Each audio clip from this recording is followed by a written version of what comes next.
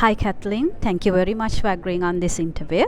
So, the question we have is you have mentioned one of your priorities is including global and diverse members of IEEE effectively.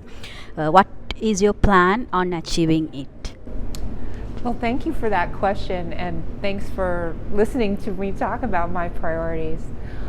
In terms of including members effectively and equitably across the IEEE and specifically for Region 10, the question that a lot of people haven't thought about is what does equity mean in that context? And so I think that the inclusion, yes, we need inclusion for women. Of course we need inclusion for women. And yes, we need inclusion from many countries. Of course we need that. But I think that we have to realize the purpose and the mission of IEEE, educational and advancing technology. And so that inclusion isn't just a surface, shallow, we have more counted people in this area or that area.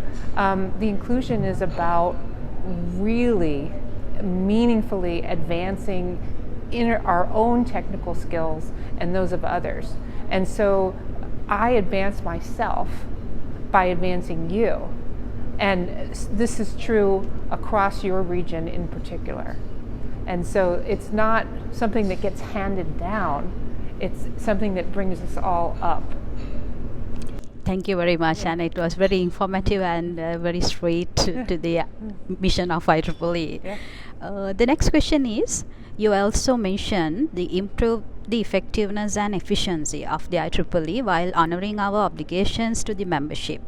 What is needed to be done to improve the effectiveness, efficiency, and to give back to the IEEE membership? Well, efficiency is something that we are, as a people, very drawn towards, or at least our people are drawn to being efficient. And sometimes that efficiency is really not efficiency, it's being tight with their wallet. And so we want to improve and advance the whole IEEE, but in the end, when you're dealing with resources, that's a local. That's our immediate communities, and when I say that I mean our technical communities.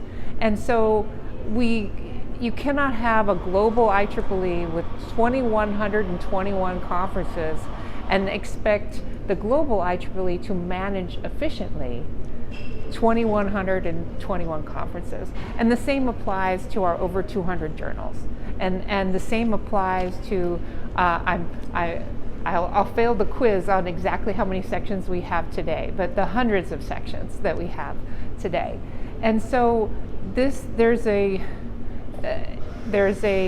drive that we need to have to be advancing mission and tying that to the resources as we drive them. So I led an effort last year, the ad hoc related to the funding, the innovative funding models we called it, but it was really about the public imperatives. And so our funding models work beautifully when it comes to the conference needing to have a surplus. Our funding models work beautifully when it comes to a journal with the proper impact factor. But our funding models don't work so beautifully for the public imperative part of education. They work wonderfully for continuing education in careers, but for the public imperative part of education, for our history, for our community, for our humanitarian technology.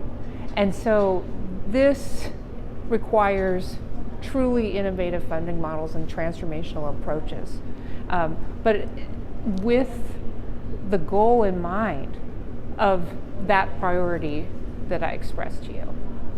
Wonderful. Thank you very much.